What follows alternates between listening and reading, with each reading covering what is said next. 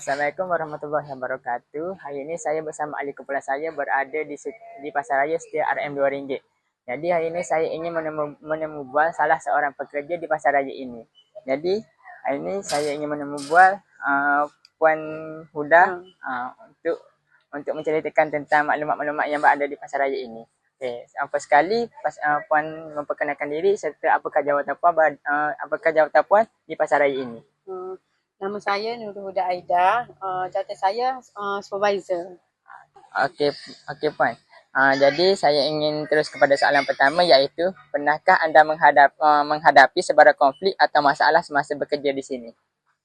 Pernah juga berlaku sini macam kalau customer mari komplain barang rosok ke, macam ada bekas kena gigit ke apa, kita akan panggil staff lah untuk buat pertukaran barang baru. Okey itu je lah. Gitu. Lepas tu kadang-kadang macam customer nak bagi apa-apa ke, macam nak bagi order banyak ke, sikit ke, kita akan panggil staff lah untuk pemudahkan urusan customer. Okey, soalan yang kedua ialah bagaimana perasaan Puan apabila masalah berlaku di tempat kerja? Perasaan. Perasaan tu biasa kita main customer ni banyak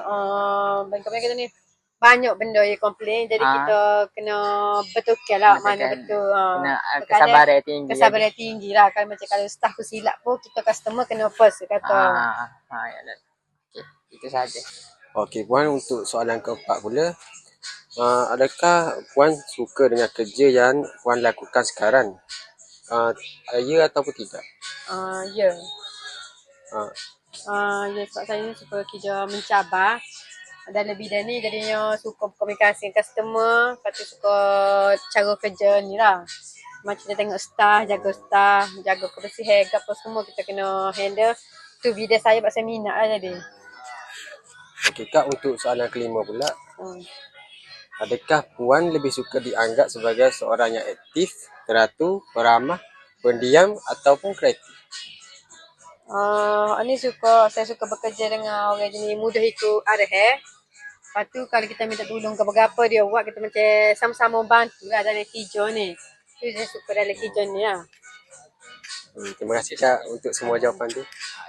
Okey, untuk soalan kedua saya nak tanya, sepanjang akak kerja kat sini, pernah tak akak menghadapi sebarang konflik ataupun macam masalah lah sepanjang kerja sini?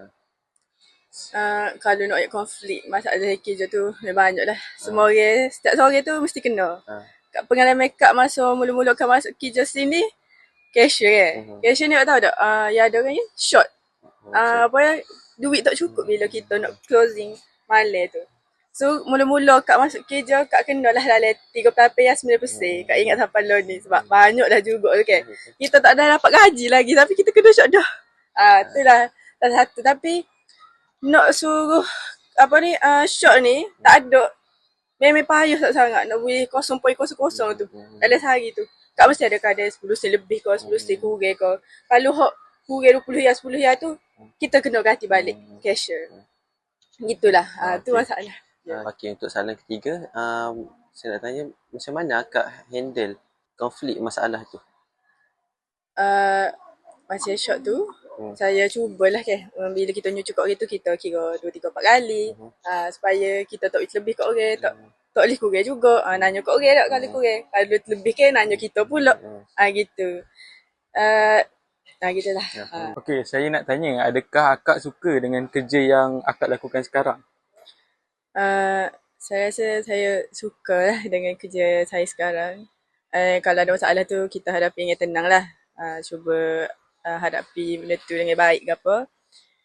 Saya rasa saya ni memang seorang yang peramah pun. Saya memang banyak kecek dengan semua orang. Mula-mula saya masuk sini pun saya banyak kecek dah.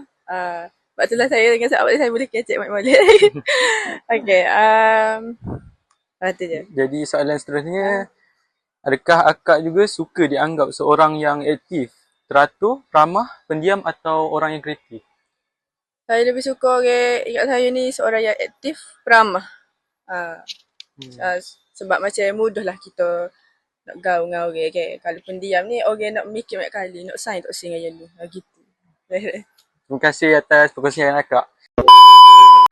Okey, itu sahaja daripada kumpulan kami untuk menemu bual supervisor dan staf di Pasaraya ini. Okay, terima kasih.